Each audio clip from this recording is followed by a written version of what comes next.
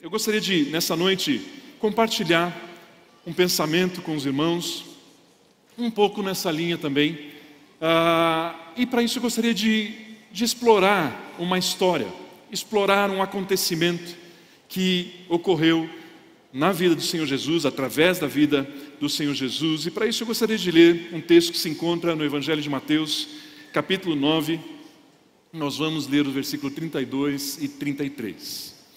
A palavra de Deus diz assim: enquanto eles se retiravam, foi levado a Jesus um homem endemoniado, que não podia falar. Quando o demônio foi expulso, o mudo começou a falar, e a multidão ficou admirada e disse: nunca se viu nada parecido em Israel. Nós vemos uma história que na verdade era para a gente aplaudir, glorificar de pé. Só pelas palavras finais você vê que a multidão ela ficou pasma, espantada. Ela nunca tinha visto nada como aquilo, mas agora ela viu um mudo falar. Nós temos nessa história alguns personagens. Nós temos Jesus, o Rei dos Reis, Senhor dos Senhores nessa história. Nós temos uma pessoa que tem uma incapacidade, ela é muda, ela não fala, ela está opressa. Nós temos uma multidão nessa história. Eu queria explorar um pouquinho alguns personagens dessa história e ver aonde nós também podemos nos encontrar neste cenário. Primeiramente, eu gostaria que você pensasse comigo a respeito deste homem, o personagem que foi impactado, teve a sua vida transformada nessa história. O texto fala que esse homem, ele estava opresso, existia um endemoniamento que impedia esse homem de falar. O texto diz que ele não podia falar, isso quer dizer que ele queria, ele gostaria, ele tentava, mas não saía nada além de grunhidos, além de algum som que não se compreendia da sua boca. E quando nós pensamos e paramos para pensar um pouquinho nessa limitação, ela na verdade é tão severa, é uma limitação, é um problema que se estabeleceu na vida desse homem, que é algo que traz tanta desvantagem, tudo aquilo que as pessoas se comunicavam rapidamente, explicavam rapidamente o que elas queriam, mostravam rapidamente aonde elas queriam chegar, elas expressavam facilmente quais eram os seus objetivos, os seus sonhos. Para aquele homem era muito mais complicado, era muito mais difícil. Quer ver um exemplo que talvez ele até seja simples demais, mas para você perceber, quem já jogou aquele jogo Imagem e Ação? Imagem e Ação é um jogo onde você escolhe uma palavra e daí uma pessoa ela vai fazer a mímica para tentar falar para as pessoas através dessa mímica, através de gestos ou desenhos, qual é essa palavra. Quem já jogou? Várias pessoas já jogaram. E você coloca ali uma ampulhetinha para marcar o tempo em que você tem que então pegar aquela palavra e de alguma forma, sem falar, você precisa explicar para as pessoas qual é exatamente a palavra que você escolheu, ou sorteou, ou passaram para você. Eu não sou nada bom de mímica e portanto eu por muitas vezes, talvez eu tenha vários companheiros aqui, aquela ampulheta já acabou várias vezes, eu não consegui transmitir a palavra que eu queria, que eu precisava passar. Não é verdade? Você não percebe que a limitação da fala, a incapacidade de falar, fazia com que aquele homem tivesse uma desvantagem gigantesca em relação às outras pessoas. Existiam muitas funções, muitos trabalhos, talvez profissões, que aquele homem não podia desempenhar, porque ele não podia falar, ele não conseguia falar. Para muitas frentes, para muitas ações, para muitos projetos, aquele homem não tinha utilidade. Ele não podia ser usado, ele não podia ser aproveitado. Aquela limitação trazia um impedimento, amarrava a vida daquele homem. E aquilo angustiava. Certamente aquilo fez este homem chorar por muitas vezes. Fez esse homem pensar por muitas vezes, por que eu estou passando por isso? Fez aquele homem procurar soluções sem encontrar. Na verdade, ninguém dava esperança para ele, porque não era comum, não era normal, ou na verdade não se via um mudo começar a falar. Tanto que quando aconteceu, as pessoas disseram: nós nunca vimos nada assim. Não acontecia. Portanto, a esperança daquele homem também de uma mudança de vida era extremamente remota, se é que ele já não tinha desistido. Essa incapacidade, esse problema, tinha colocado aquele homem debaixo de uma situação de rejeição da sociedade. Provavelmente esse homem não tinha muitos amigos, porque não tinha muitas pessoas que tinham paciência de ter uma amizade profunda com alguém que tinha essa incapacidade de não conseguir falar. As pessoas não preferiam conviver com outros que seria mais fácil comunicar do que com ele, que sempre era tão difícil entender o que ele queria dizer. Possivelmente muitas pessoas, inclusive, desprezavam ele, rejeitavam ele, talvez faziam bullying com ele, tiravam sarro dele, se é que não o acusavam. Porque naquele tempo era extremamente comum, estava na cultura arraigada por causa da lei, de que uma pessoa que tivesse uma enfermidade, tivesse uma doença, a doença era relacionada a um erro cometido, e por causa desse erro a pessoa estava pagando por esse erro. Lembra quando os discípulos, eles encontraram uma pessoa cega, e aí os discípulos perguntaram para Jesus: Jesus, quem errou, quem pecou, foi ele ou foi seus pais, para que ele fosse cego? Até na cabeça dos discípulos estava essa mentalidade de que uma pessoa com limitações, uma pessoa com enfermidade, ela tinha pecado, ou alguém tinha pecado. Portanto, provavelmente aquele homem mudo, também as pessoas imediatamente pensavam e acusavam: você é um safado, você deve ter aprontado alguma coisa e Deus está pesando a mão sobre a sua vida.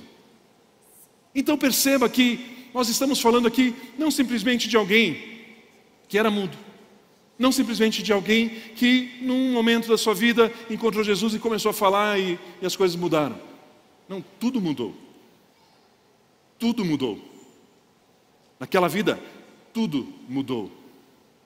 Para todos, aquele ato era impossível, mas Jesus estava ali e foi possível. Aquele homem falar não era comum. Aquele homem ter a capacidade de fala era algo que ninguém via como uma expectativa real. Mas Jesus estava ali e tudo mudou. Eu quero que você pense. Eu quero colocar duas questões. Eu não conheço todas as pessoas que estão aqui, mas talvez você se identifique um pouco com esse homem. Talvez você perceba que algumas coisas na sua vida não caminham, não se desenvolvem. Outras pessoas logram êxito, elas chegam mais longe do que você. Outras pessoas têm conseguido mais resultados do que você tem conseguido. E você talvez se identifique um pouco com ele, vendo que você gostaria de fazer mais, você gostaria de alcançar mais, mas você não tem conseguido. E você talvez também se pergunte: por que eu estou passando por isso? Por que eu tenho que viver essa situação, essa aflição, essa dificuldade, essa frustração? Talvez você também sinta as pessoas olhando para você dizendo: escuta, mas você não deu muito certo mesmo, hein? E talvez você até já perdeu a esperança. Talvez você até não tenha muito expectativa de mudar. Talvez você já esteja pensando em desistir. Eu quero te dizer que Jesus está neste lugar. Aleluia! Jesus está aqui.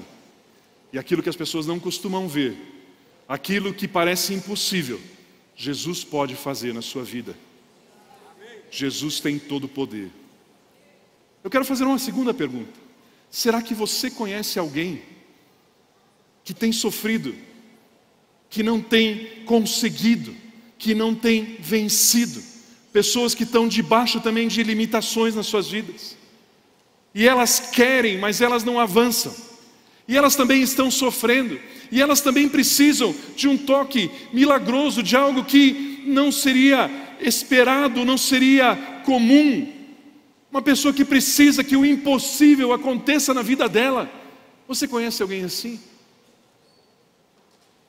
Pense um pouquinho a respeito. Permita que o Espírito Santo coloque o nome de uma pessoa na sua mente. Permita que o Espírito Santo toque em você agora e faça você perceber quem você conhece. Quem você conhece que precisa de um milagre na sua vida. Deixa o Espírito Santo tocar em você e nós já vamos voltar ao nome dessa pessoa. Agora é interessante perceber também que além deste homem, ele ter essa limitação, essa frustração, essa angústia na sua vida, essa limitação, ela na verdade, a gente percebe agora que ela é tão severa e ela causa tanto dano na vida deste homem. É importante também entendermos que essa incapacidade, ela não era voluntária, mas ela foi imposta àquele homem. Ele não era mudo porque ele queria, ele não sofria desse mal porque ele queria, ele não sofria desse dano, dessa incapacidade porque ele escolheu assim. Nós precisamos entender que as pessoas, elas não estão sofrendo, elas não estão debaixo de opressão, não estão sofrendo as consequências de uma condenação por causa dos erros delas. Assim como esse homem não estava sofrendo aqui por causa dele, não era voluntário, foi imposto. Um espírito maligno veio sobre a vida dele e oprimiu aquela vida e roubou a sua fala. Vamos entender um pouco mais isso.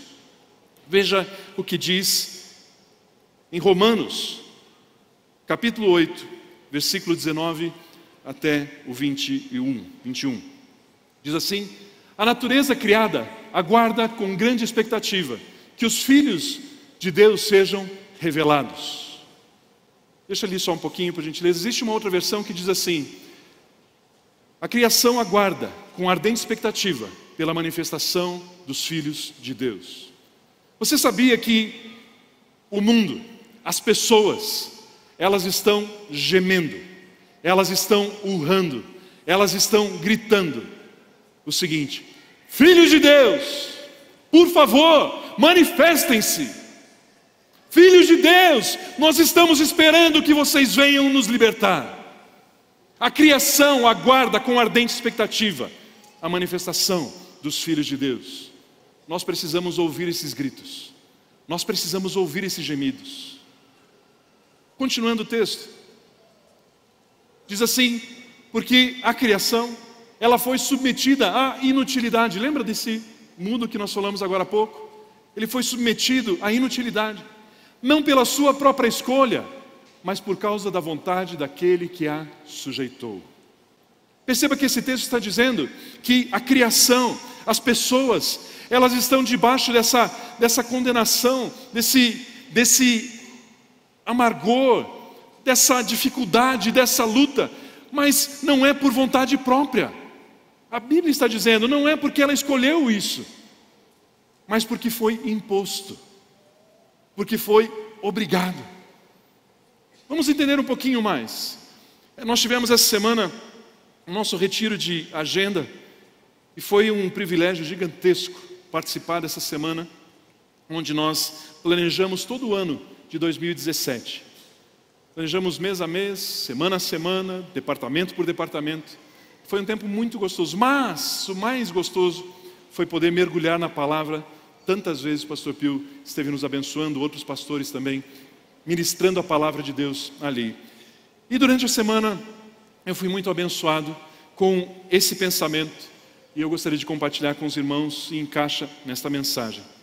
Romanos 5,18 diz o seguinte, lembrando que nós estamos falando aqui sobre esse resultado, essa consequência da condenação não ser uma consequência de escolha própria voluntária, mas sim uma imposição.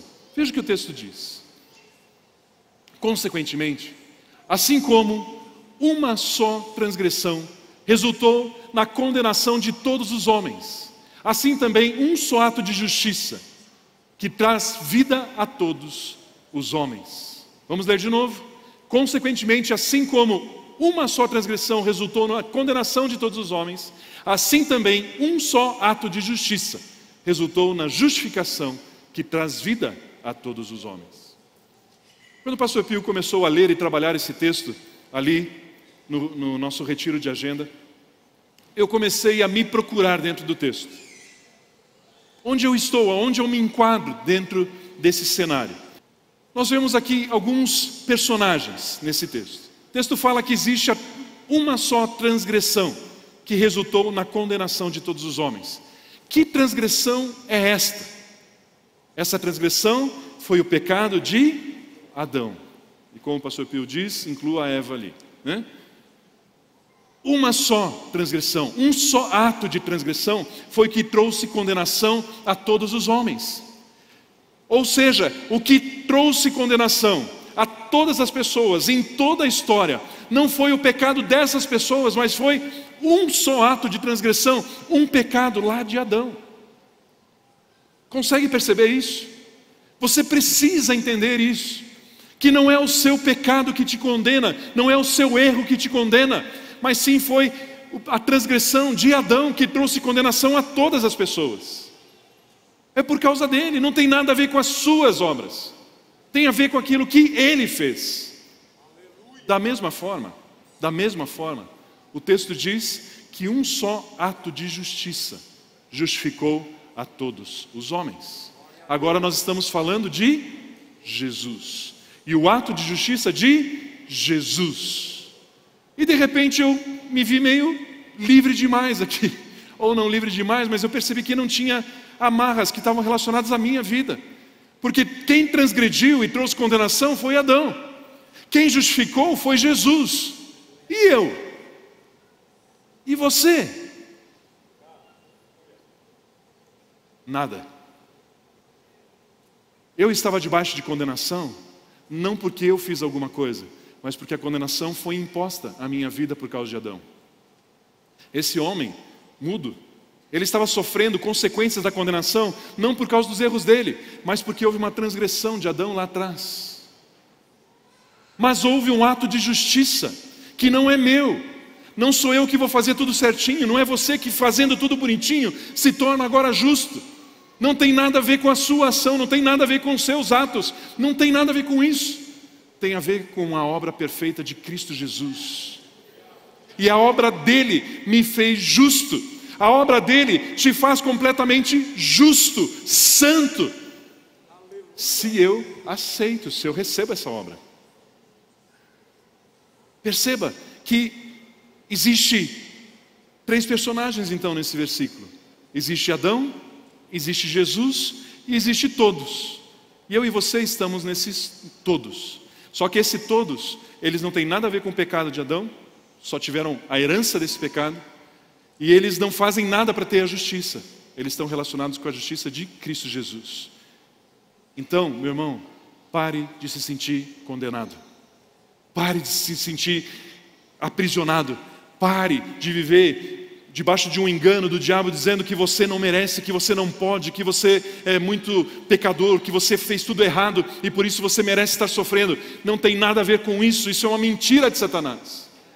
Aceite de uma vez por todas a justiça de Cristo, ela te justifica, ela te faz puro, é ela, é a justiça de Cristo, é a justiça do Senhor. Nós vemos então este homem vivendo exatamente também nesse cenário.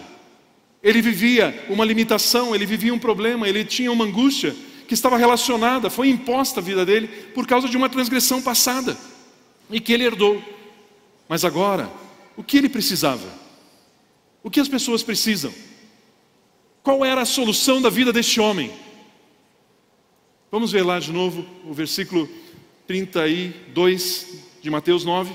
O que ele precisa? Ele precisa ser levado a Jesus. Enquanto eles se retiravam, foi levado a Jesus. Um homem endemoniado que não podia falar. Qual era a solução? O que este homem precisava? Ser levado a Jesus. Nós temos personagens nessa história. Nós temos este homem mudo, que já exploramos um pouco. Nós temos o Senhor Jesus, o Deus que faz o impossível, o Deus que faz o inesperado, o Deus que faz o que ninguém imagina que Ele pode fazer. Nós temos uma multidão que está observando tudo aquilo que está acontecendo, maravilhada, admirando. Só que nós temos uma pessoa, 2 pessoas, um grupo, não sei, que levou aquele mudo até Jesus. E aqui eu me encontro, e aqui eu te encontro nessa história. Aqueles que levam o mudo até Jesus. Aqueles que levam, aqueles que precisam até a presença de Jesus. Lembra quando eu perguntei se vinha um nome à sua mente, se você conseguia pensar em alguém que está passando por uma limitação, uma dificuldade, e você consegue identificá-la talvez um pouco com este homem aqui. Sabe o que ela precisa? Ser levada até Jesus. É interessante que se nós não olharmos, nós nem percebemos que existe esse personagem na história. A gente vê facilmente o mudo, a gente vê facilmente Jesus, até cita-se a palavra da multidão, mas nós nem pensamos que alguém teve a iniciativa de pegar aquele homem aonde ele estava e levar até Jesus.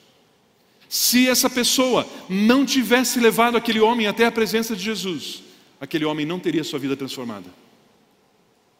Se eu e você não pegarmos as pessoas que estão próximas a nós e que precisam de Jesus, e que somente Jesus é a solução delas, e nós não a levarmos à presença de Jesus, elas vão continuar vivendo da mesma forma. Obviamente que quem provoca, quem produz a transformação na vida daquele homem é Jesus Cristo. Mas se não tivessem levado aquele mudo até a presença dele, isso não teria acontecido. Aqui estamos nós, queridos. Aqui estamos nós, os responsáveis por levar as pessoas necessitadas, aflitas, que precisam de uma solução, que não sabem mais o que fazer, que talvez não tenham mais esperança. E nós é que as levamos até Jesus. Nós não podemos só ser parte de uma multidão curiosa, que se alegra e vibra e aplaude e curte e se delicia na presença de Jesus. Tudo isso é muito bom. Mas quem promoveu a mudança ali foram aqueles que pensaram no mudo e levaram ele até Jesus. Eu e você precisamos ter essa atitude dessa pessoa anônima. Não estou propondo para você ser conhecido. Eu estou propondo para você se importar com pessoas e transformar a vida de pessoas. Aqui estamos nós. Esse personagem, ele é extremamente importante nessa história. Este é o nosso papel na história. Levar aqueles que precisam até Jesus. Quando levamos as pessoas a Jesus, nós veremos aquilo que nunca foi visto antes. No final do texto, versículo 33, a multidão diz: nunca vimos nada parecido em Israel. Quando nós levamos as pessoas até Jesus, quando nós levamos as pessoas até Jesus, sabe o que nós veremos? Aquilo que nunca foi visto. Quando eu e você nos mobilizarmos em olhar para alguma pessoa que precisa de um milagre, alguém que precisa de uma transformação de vida, alguém que precisa de alegria, alguém que precisa de paz, alguém que precisa de uma nova vida, alguém que precisa da sua família restaurada, alguém que precisa de saúde no seu físico, alguém que precisa de saúde na sua alma, alguém que precisa de saúde no seu intelecto, alguém que precisa, e nós levarmos até Jesus, nós vamos ver aquilo que nunca foi visto antes. Só veremos o que nunca foi visto antes a hora que nós levarmos as pessoas a Jesus. A hora que nós levarmos as pessoas a Jesus, certamente nós veremos aquilo que não foi visto.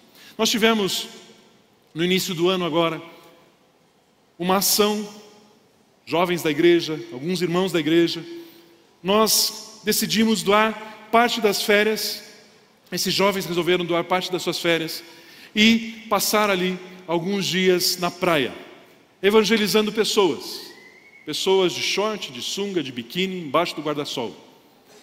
E talvez a gente podia pensar: será que eles vão nos receber? Será que as pessoas não vão dizer: escuta, aqui não é hora disso? Mas pelo contrário, a criação aguarda com ardente expectativa a manifestação dos filhos de Deus, e milhares de pessoas abriram as suas vidas para receber o senhorio de Jesus. Mas foi interessante que, quando nós abordávamos as pessoas e falávamos do amor de Cristo, falávamos da mudança de vida que existe no Senhor Jesus, e as pessoas então diziam: eu quero Jesus, e confessavam o senhorio de Cristo nas suas vidas. E aí imediatamente um grupo de jovens ali, eles já perguntavam: escuta, você tem alguma necessidade? Você está passando por alguma limitação na sua vida? Você quer que a gente ore por você? E muitos deles diziam: eu quero, tenho problema de dor nos pés, na coluna, eu tenho problema de vista, eu tenho N situações. E então começávamos a orar, e começávamos a declarar a transformação daquelas vidas, naquele momento, naquela hora. E muitos, e muitos, e muitos tiveram suas vidas tocadas naquele instante. Pessoas foram curadas dos seus olhos ali naquele lugar. Pessoas tiveram as suas dores completamente tiradas dos seus físicos naquele momento, naquele lugar. Eu lembro que nós fizemos um culto e chamamos as pessoas para frente para receber cura. Aqueles que estavam com alguma dor, alguma enfermidade. Veio um senhor e eu estava com uma canadense e eu estava traduzindo e ela foi orar por esse senhor. Ele tinha dor nas costas por causa de uma lesão, por causa do seu trabalho, e já de muito tempo. E nós começamos a orar e começamos a declarar saúde sobre aquele corpo. E foi interessante que aí ele tinha dor, ele estava sentindo dor naquele momento. E nós perguntamos para ele: escuta, nós já oramos, como é que você está se sentindo? De 0 a 10, como que está a dor? Ah, melhorou 50%, está em nota 5. É o seguinte, nós vamos ficar aqui e nós vamos orar por você até a hora que essa dor for completamente embora. E permanecemos ali, e essa pessoa orando por ele, eu traduzindo e encorajando na fé. E dali a algum tempo, ele completamente sarado, completamente curado, ali. O mesmo Espírito está sobre a minha vida, está sobre a sua vida. Ele vem, Ele restaura, Ele cura, Ele transforma, porque não é a nossa obra, é a obra de Cristo. Não é o nosso poder, é Cristo que fez. É o Espírito Santo que confirma a obra de Cristo. É isso que acontece. Nós estávamos ali. Sabia que você, no seu dia a dia, se alguém chegar enfermo, doente, com algum problema, com alguma dificuldade, não precisa ser doença também, qualquer situação, abrir para você, sabia que na sua boca existe poder? Porque Jesus pode todas as coisas, certo? Jesus pode todas as coisas. Olha só que interessante. Nós vemos, nós podemos pensar assim, né? Nós vemos nesse texto aqui que Jesus faz o que ninguém fazia. Jesus faz o que ninguém pode fazer. Talvez você esteja aqui e você pensa que você não consegue mais. Talvez você não veja mais solução. Talvez você nem saiba mais quem procurar. Eu quero te dizer hoje que se você não consegue mais, Jesus consegue. Ele é a sua solução. Somente Ele é quem pode te ajudar. Veja só o que acontece na continuação da história. Nós lemos até o versículo 33 de Mateus 9. Vamos ler agora a partir do versículo 35. O texto diz assim até o 38. E Jesus ia passando por todas as cidades e povoados, ensinando nas sinagogas, pregando as boas novas do reino e curando todas as enfermidades e doenças. Curando a maioria das enfermidades e doenças. É isso que está escrito? Curando algumas das enfermidades e doenças. Aquelas que ele conseguia, as pessoas saíam libertas, outras não. É isso? O texto está dizendo que ele curava todos. Todas as pessoas que se aproximaram de Jesus, elas foram curadas. De toda e qualquer enfermidade, toda e qualquer doença. Jesus pode. Jesus tem poder. Jesus, Ele não deixa ninguém para trás. Jesus, Ele curou todas as doenças, nada escapa do seu poder. Ele pode todas as coisas. Mas, deixa eu te dar uma notícia. Você está em Jesus. Você está em Jesus. E sabe que a palavra fala a respeito de quem está em Jesus? Veja o que está escrito ali em Filipenses 4,13. Filipenses 4,13. Olha o que está dito para você. Tudo posso naquele que me fortalece. Eu gosto da tradução do pastor Pio. Posso todas as coisas em Jesus Cristo que me fortalece. Você e eu podemos aquilo que Jesus pode.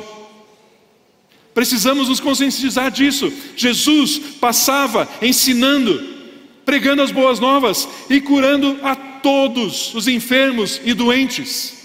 E se agora eu estou em Cristo, eu posso andar por onde for, ensinando, pregando as boas novas e curando a todos os enfermos e doentes. Se Jesus pode, você também pode, porque Ele está em você. Ele está em você. Eu e você precisamos entender isso, precisamos receber isso, precisamos viver isto.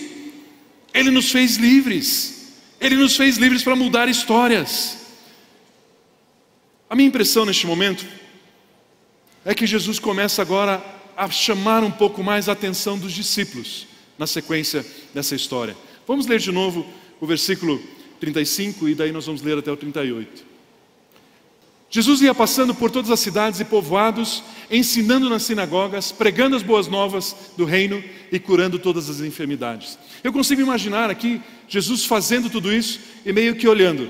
Será que os discípulos estão pegando? Será que eles estão sacando? Será que eles estão percebendo que eu estou agora sendo um exemplo? Será que eles percebem que aquilo que eu estou fazendo agora é para eles fazerem? Eu vejo que Jesus estava ali agindo, pregando, libertando, mas ao mesmo tempo Ele estava querendo ser modelo, ser referência, ser exemplo dos discípulos de nós. Veja como continua o texto. Então Ele disse aos seus discípulos: a colheita é grande, mas os trabalhadores são poucos. Peçam, pois, ao Senhor da colheita que envie trabalhadores para a sua colheita. Não sei se você consegue enxergar o cenário, mas Jesus vai andando pelos povoados, Ele vai abençoando as pessoas, Ele vai pregando as boas novas, Ele vai curando, mas de repente Ele: ei, discípulos, ei, vocês que estão caminhando comigo, vocês estão vendo como a seara é grande? Vocês estão percebendo que os campos são muito grandes? Jesus, Ele olha nesse cenário ali, se puder colocar o texto: ao ver as multidões, teve compaixão delas, porque estavam aflitas e desamparadas, como ovelhas sem pastor. E Jesus olha isso, e Ele chama a atenção dos seus discípulos: vocês estão vendo? Vocês estão percebendo? Existem muitas pessoas, o campo é grande, só que de repente Jesus olha e Ele mostra para os seus discípulos: enquanto eu estou neste corpo físico, eu posso tocar aonde eu estou, eu posso transformar as vidas aonde eu estou, mas existe a 1 quilômetro daqui, existe a 10 quilômetros daqui, pessoas que também têm necessidade e não podem receber o meu toque agora. O campo é muito grande e precisam ceifeiros, precisam trabalhadores. Discípulos, percebam, aprendam como se faz, ensinem, preguem as boas novas e curem as pessoas. Existem muitas pessoas e eu não consigo chegar em todas. As pessoas estão desamparadas, aflitas, como ovelhas sem pastor. E Jesus então chama a atenção dos seus discípulos, mas também Jesus chama a nossa atenção. O campo é grande, precisa-se de trabalhadores. Peçam ao Senhor da seara que envie ceifeiros. Nós temos aprendido, Pastor Pio, não existe nenhum texto na Bíblia que nos ensine a orar dizendo: Deus, traz crescimento à nossa igreja, Deus faz a igreja crescer, Deus traz as pessoas para a igreja. Não, o que a palavra de Deus nos ensina é: Deus envia trabalhadores, Deus traga ceifeiros, Deus levante homens e mulheres que venham e proclamem as boas novas, ensinem as pessoas, curem os enfermos, os doentes, falem da mensagem da salvação. Eu sou grato a Deus pelos muitos voluntários que nós temos no Ministério de Evangelização. Tantas frentes, já citei, são mais de 40, tantos resultados, mais de 20 mil pessoas. Muito grato pela vida desses homens. Mas posso te dizer uma coisa: os campos são muito maiores. Os campos são muito maiores. Existe muito mais pessoas, existe muito mais necessidade. E portanto eu quero dizer para você, existe muito mais espaço para você. E nós oramos como igreja que Deus levante ceifeiros, levante trabalhadores, para que nós possamos fazer aquilo que Jesus fazia: ensinar, pregar as boas novas e curar os enfermos e doentes, todos eles. Todos eles. Jesus está em nós, para nós fazermos a vontade dEle. Eu quero concluir com um pensamento. Aquele texto de Romanos 8,19, puder colocar de novo por gentileza, ele fala que a natureza, que a criação está aguardando a manifestação dos filhos de Deus. Mas quando estava pensando um pouquinho, lendo um pouco esse texto e a sequência dele, mostra uma característica, mostra algo que a criação está aguardando. A criação foi submetida à inutilidade não por sua própria escolha, mas por causa da vontade daquele que a sujeitou, na esperança de que a própria natureza criada será libertada da escravidão, da decadência em que se encontra. Como que ela será libertada? Recebendo a gloriosa liberdade dos filhos de Deus. Eu não sei se você percebe, meu querido, querida, talvez um dos temas que mais nós tenhamos ouvido nos últimos meses e anos aqui na igreja é a respeito da liberdade que nós temos em Cristo Jesus. Dos temas que mais tem sido ensinado, mais tem sido estimulado, mais nós temos sido instruídos, que nós somos livres. Percebe isso? Nós temos aprendido que a obra de Cristo, ela é suficiente para nos fazer completamente livres, que nós podemos viver em completa e total liberdade. Pastor Pio escreveu um livro, uma paráfrase de Gálatas, e o nome é Liberdade Cristã. Nós temos sido ensinados sobre a liberdade que temos. E isso é muito bom se eu olho para a minha vida, isso é muito bom se você olha para a sua vida. E eu quero viver essa liberdade. Mas eu aprendi, lendo esse texto, que a criação, ela guarda essa característica nos filhos de Deus. Filhos livres. Filhos que sabem que são livres. Coloca de novo 21 por gentileza. A esperança da criação, a esperança de que a própria natureza criada será libertada da escravidão quando ela receber a gloriosa liberdade dos filhos de Deus. Meu irmão, minha irmã, entenda e receba que você é livre por você, mas entenda e viva a sua liberdade, porque é a sua liberdade em Cristo que liberta as pessoas. E a sua liberdade é você compreender e viver aquilo que te foi dado de graça, por Jesus, que coloca as pessoas em liberdade. Elas perceberem que você e eu somos livres, é que as torna livres. A natureza aguarda com grande expectativa que eu e você nos manifestemos em liberdade. A nossa voz não é voz de condenação. A nossa voz não é voz de medo. A nossa voz não é a voz daqueles que dizem, se você morrer hoje. Não, a nossa voz é daqueles que dizem, Jesus já fez tudo por você.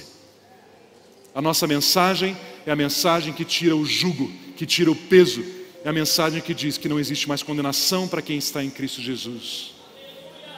A nossa mensagem é a mensagem de Cristo, que põe as pessoas em liberdade.